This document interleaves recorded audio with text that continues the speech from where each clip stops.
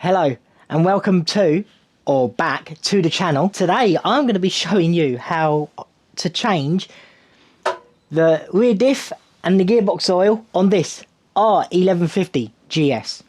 I'm really chuffed with this bike. It's come a long way, but I have been reading your comments.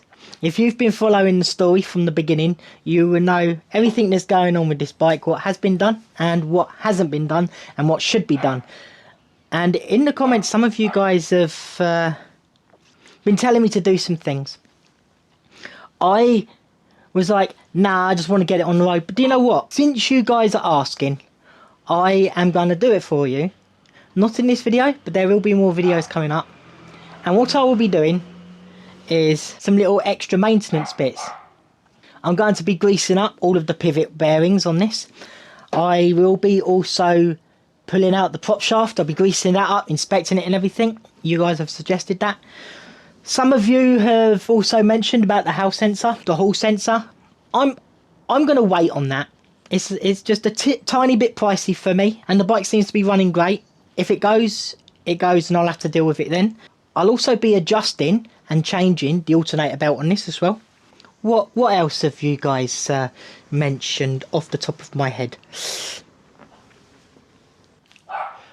Oh, that's the other thing. The cam chain tension on the left hand side there, that could be problematic. So I'm going to sort that out as well.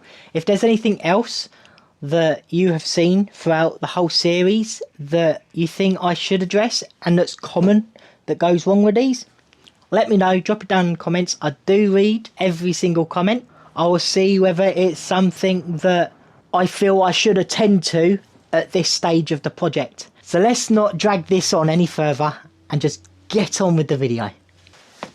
Oh, I'm gonna have to split my legs open a little bit for you. That sounded a bit wrong. That sounded very wrong. So now I've got that ready, I'm just gonna open up the top here. Oi. Lovely.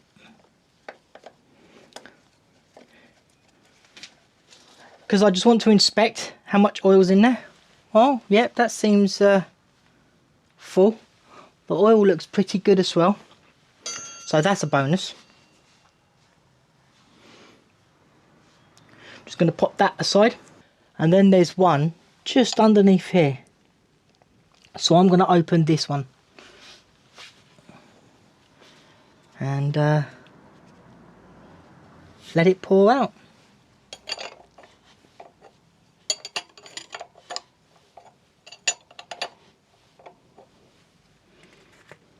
The oil looks really good in there. Let me get a little bit of a close look for you. Look at that. That looks pretty good, eh? Do you think? I think that looks pretty good. Right, let's dump this oil. Although the oil looks good right now, I actually wonder what it really is going to look like once I undo this bottom. Because to be fair, whenever I've done anything on this bike and I thought it was going to go right, it kind of didn't. So, just inspecting the cap here.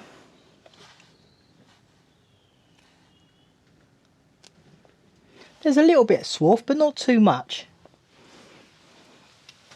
The oil looks good though.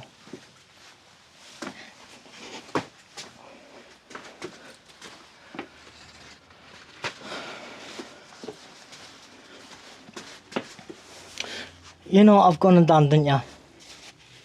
Look, haven't got my gloves on again.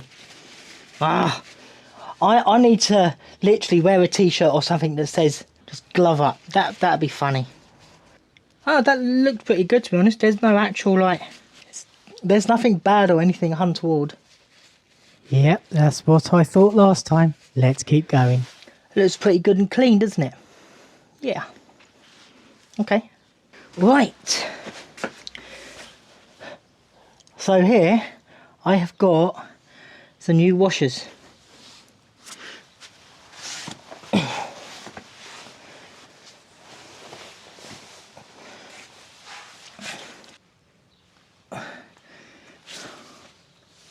Right, I'm going to put this back in now.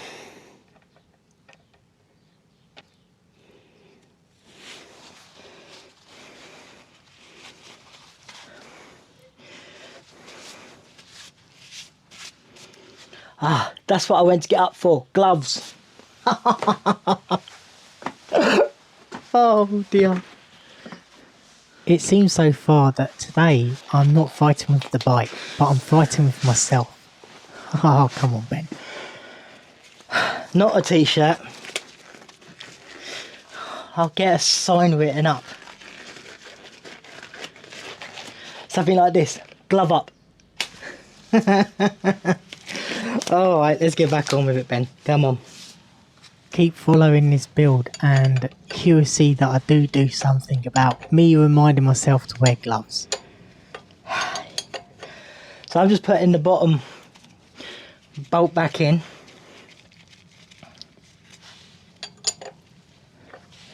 Get to a point where it's sort of like somewhat hand tight. And then I'll do a quarter turn.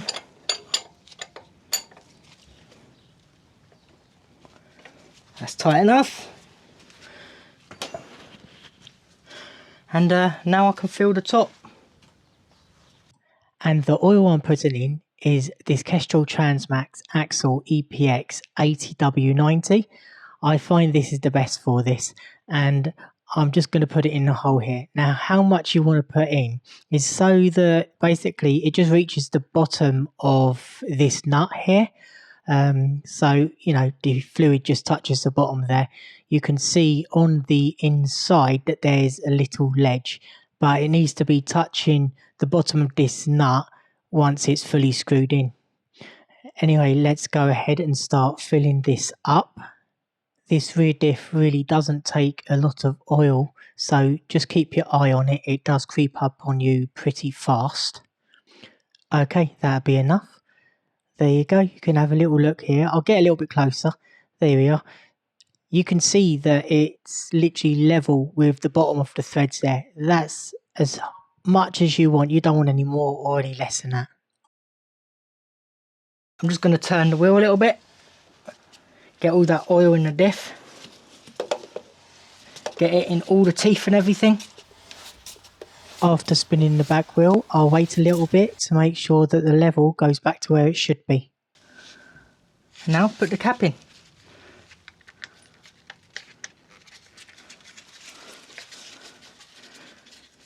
Yeah.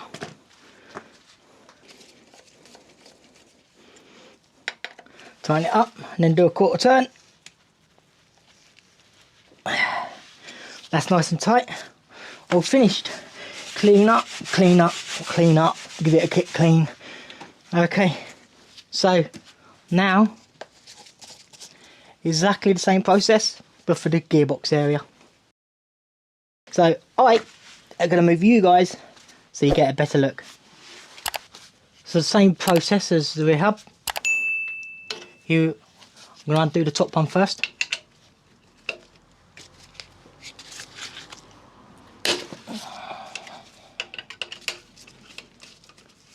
And I'm going to check the oil level. By undoing the top one first, it just helps the fluid flow a lot more nicely. So here you can see the oil level is just dripping out. Okay, so that's good oil level. And the oil looks like it's been done again as well. So this is looking pretty good for this bike. Now I just need to crack off the bottom one. Oi. And then just let that pour out basically. Yeah. Let it pour out. There you go.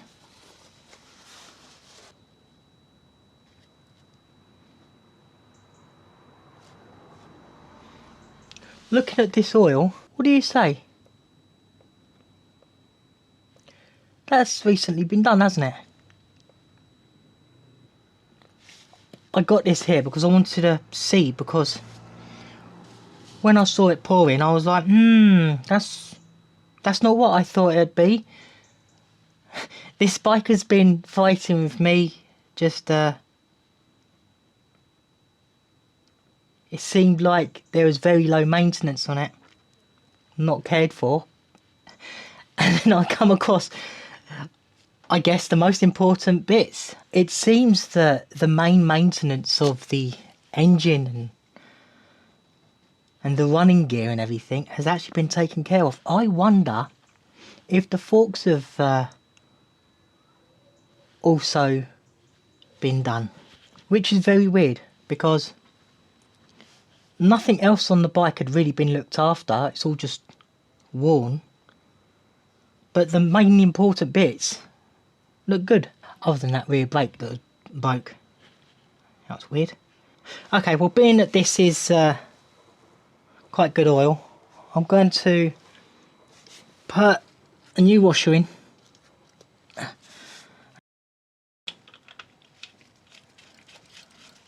Well, I'm quite mucky, so I'm going to go clean my hands. Right. You will see in upcoming episodes whether my suspicions on these relevant parts, if they've been looked after or not. I feel it pinch there, and then it's probably going to be less than a quarter turn.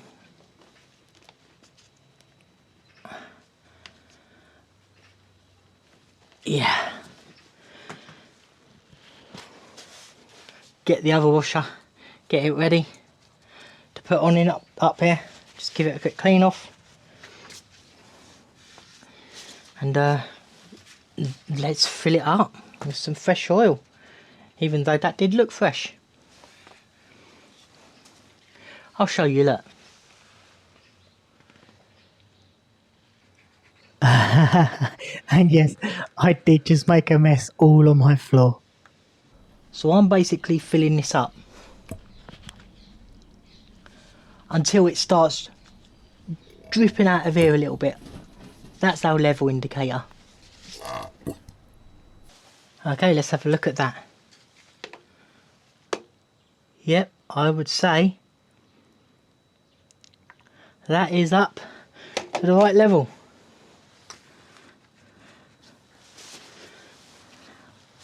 Now let's put this puppy back on. Literally, it is that easy.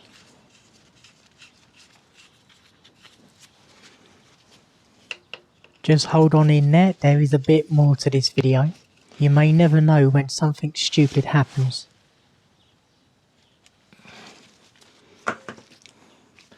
There we are. That is how you change oil on the final drive in the gearbox. Who'd have thought how easy that was, and how well looked after it was. I am actually astonishing. Like, all the fighting I've had with this bike and all the oils on this whole thing seem to be good. Boy, I love the way this bike just throws hurdles. And the last final step, give it a wash around.